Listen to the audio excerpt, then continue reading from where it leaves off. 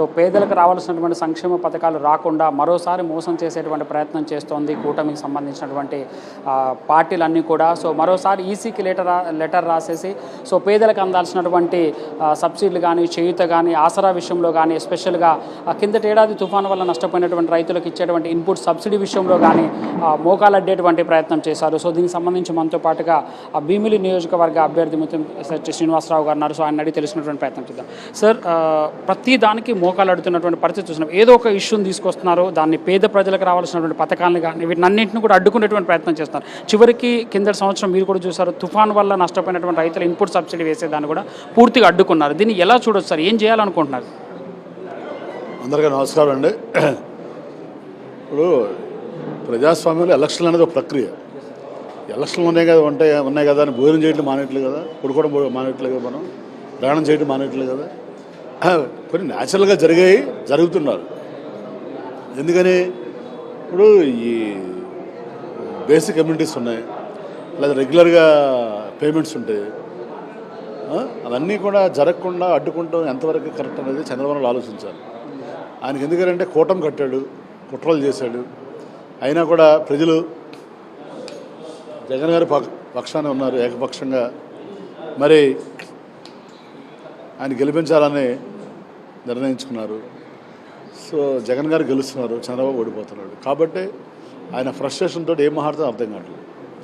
చాలా బ్యాలెన్స్ తప్పిపోయి మొన్నేమో చంపేయాలంటాడు, కుట్టేయాలంటాడు, నోరు తెరిస్తే మళ్ళీ ఆ వయసులో ఆయన అనగొండ మాటలో బూతులు మాట్లాడుతున్నాడు. అవన్నీ మరి ఆయన ఎందుకు అంటే మనకు ప్రజలు అర్థం చేసుకోవాలి. రాష్ట్ర ప్రజలు అన్నిటికంటే చాలా బాధాకరమైన విషయం ఏంటంటే ఫీజు రియంబర్స్మెంట్ ఆఫ్ చేయమంటాడు. వీళ్ళకేమో పిల్లలకి పెన్షన్ ఇస్తానంటే పెన్షన్ ఇవ్వద్దు అంటాడు వాలంటీర్స్ని. సో ఈ రకంగా ఆయన అసలు మరి ఎలక్షన్ కమిషన్ కూడా ఆలోచించాలి.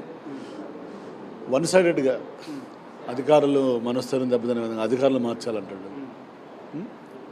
తర్వాత ఆ కింద నాయకులేమో బెదిరించటం, మేము జూన్ 4th వస్తున్నాం, మేము ఎంత చూస్తాం అని ప్రజల్ని బెదిరించటం,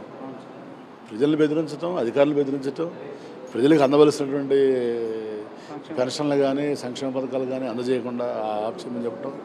ఇప్పుడు ఇవాళ కొత్తగా ఏదైనా పాలసీ తీసుకుంటే ఎలక్షన్ల కోసం దాన్ని ఎవరు కూడా సమర్థించారు. 5 సంవత్సరాల నుంచి రెగ్యులర్ జరిగే ప్రక్రియ. నేను చెప్పాను కదా, రోజు పడుకుంటున్నాం, రోజు తింటున్నాం, రోజు భోజనం చేస్తున్నాం, రోజు లెగిస్తున్నాం, ప్రతి సంవత్సరం నెల ఇస్తున్నాం, అన్నీ జరిగాయి.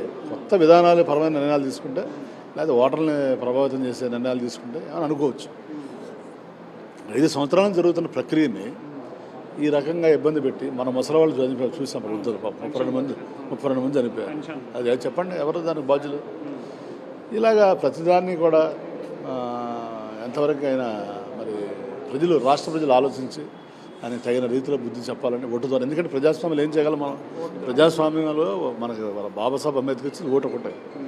ఇప్పటికైనా రాష్ట్ర ప్రజలు ఆలోచించి ఎవరు తమ కోసం పనిచేస్తే ఎవరు తమ కోసం పనిచేయట్లేదు అనేది ఆలోచించి ఓటు ద్వారా మరి ఆయన బుద్ధి చెప్పాలని. ఎన్ని కుట్రలు పనినా, ఎన్ని కూటములు కట్టినా జగన్ గారు మళ్ళీ ముఖ్యమంత్రి అవడం ఖాయం. మొత్తం మన వచ్చిన సీట్ల కంటే ఎక్కువ వస్తాయి. అలాగే భీముల్లో కూడా అత్యధిక మెజార్టీతో గెలిచి లాస్ట్ టైం వచ్చిన మెజార్టీ డబుల్ మెజార్టీతో గెలిచి భీమిలి సీట్ని భౌతిక స్థానం తెలియజేసుకుంటూ సెలవు చేస్తారు. అంటే మీకు సంబంధించినంత వరకు చూస్తే ఇక్కడ గంటా శ్రీనివాసరావు భారీ మొత్తంలో డబ్బులు డంప్ చేస్తున్నారని చెప్తున్నారు, మీరేమో గడప క్యాంపెయిన్ చేస్తున్నారు. సో ఎట్లా ఉంది సార్? అంటే మొత్తం డబ్బులు డంప్ చేసి ఎంతైనా సరే గెలవాలనేటువంటి దాంతో వెళ్తున్నట్టుగా కనబడుతోంది కదా. సో మీరేమో ప్రతి గడపకు ప్రతి వారిని టచ్ చేస్తూ వెళ్తున్నారు. సో ఎట్లా అనిపిస్తుంది? మేము ఇప్పుడు కాదండి, 5 సంవత్సరాలు తిరుగుతున్నాం. జగన్మోహన్ రెడ్డి గారు ఒక ఇది పెట్టారు, గడపకు మన ప్రభుత్వం. మే 6, 2002 స్టార్ట్ చేస్తాం. 2 years కరెక్ట్గా. వాళ్ళు కూడా తిన్నట్టుతో 120 సచివాలయాలు ఉన్నాయి, 3,60,000 ఓటర్లు నేరుగా కలుసుకున్నాం. చిన్న సమస్యలను పరిష్కారం చేస్తాం. ప్రతి సచివాలయం 20 లక్షలు ఇచ్చారు, అంటే 27 కోట్లు. అలాగే సంక్షేమ కార్యక్రమాలు 250 కోట్లు ఇచ్చారు, అభివృద్ధి కార్యక్రమాలు 600 ఇచ్చారు. అంటే మొత్తం 2,800 crores ఖర్చు పెట్టాం 5 సంవత్సరాలు. ప్రతి వ్యక్తిని కలిసాం, ప్రతి వ్యక్తికి చిన్న సమస్యను పెద్ద సమస్యను పరిష్కారం చేస్తాం. వాళ్ళు రీసెంట్గా వచ్చి డబ్బులు పట్టుకుని చేస్తామంటే ఎవరు ఇక్కడ ఇది లేదు. ప్రజలకు అన్నీ తెలుసు, మంచి అంటే చెడు అంటే. కాదు వాళ్ళు అన్నీ ప్రతిదీ మనలాగా వచ్చి మాట్లాడకపోవచ్చు, కానీ రేపు చూపిస్తారు. June 4th తెలుస్తుంది. తప్పనిసరిగా మా గతంలో వచ్చే మెజార్టీ కంటే గెలుస్తుంది.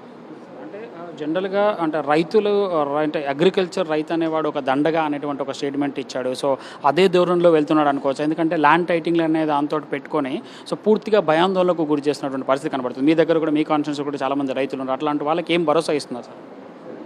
ఇప్పుడు వాళ్ళు చెప్పేది చాలా దుష్ప్రచారం, వాళ్ళు చెప్పేవన్నీ అవాస్తవాలు. అసలు బినామీ పేర్లు చెప్పి పెట్టి భూములు దోచుకున్న అమరావతి ఎవరండి? జగన్ గారు, చంద్రబాబు. అసలు చంద్రబాబు గారికి నైజం ఇది. సో ఆయన అలా చేస్తాడు కాబట్టి బినామీ పేర్లు పెట్టి భూములు అన్నీ అలాగే జగన్ గారు చేస్తాడు అనుకుంటాం పొరపాటు. ఎప్పుడు కూడా రైతులకు మేలు చేసే ప్రయోజనం చేస్తాడు కానీ జగన్ గారు ఎప్పుడు రైతులు నష్టం చేసే చేయడు. ముఖ్యంగా ఇప్పుడు ఏనాం రైతులు ఉన్నారు, వాళ్ళ ఇంతకుముందు ఎప్పుడు లబ్ధి పొందాలి ప్రభుత్వం నుంచి. వాళ్ళందరికీ మొట్టమొదటిసారిగా రాష్ట్రంలో దేశంలో రైతు భరోసా ఇచ్చాడు ఆయన. జనరల్ రైతులకు ఇస్తారు.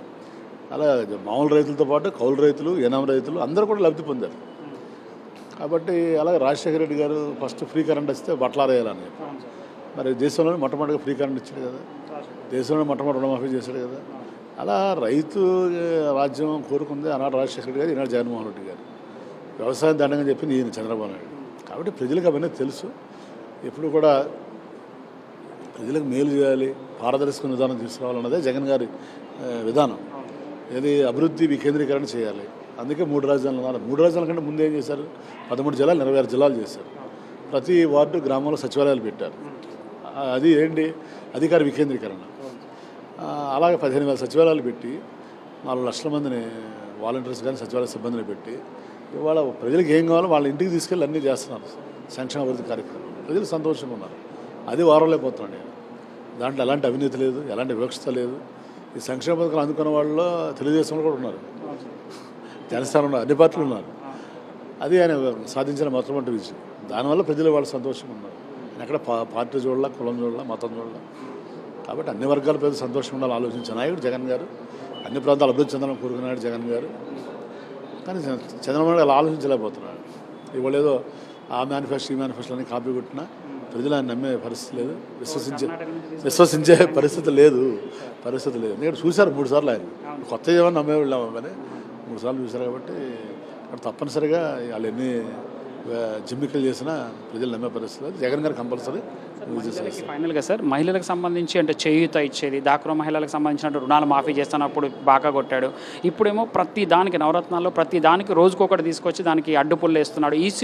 ఈసీ కమిషన్ కూడా ఎన్డీఏ కమిషన్గా మారిపోయిందా అనేటువంటి ఆలోచనలకు వచ్చేటువంటి అవకాశం కనబడుతోంది. ఎట్లా చూస్తారు సార్ మీరు ఇంత సీనియర్ పొలిటీషియన్? అన్నీ కూడా నేనేమి ఇప్పుడు ఎలక్షన్లో పోటీ చేస్తున్న క్యాండిడేట్ని కాబట్టి నేను చట్టాన్ని నేను గౌరవించే వ్యక్తిని.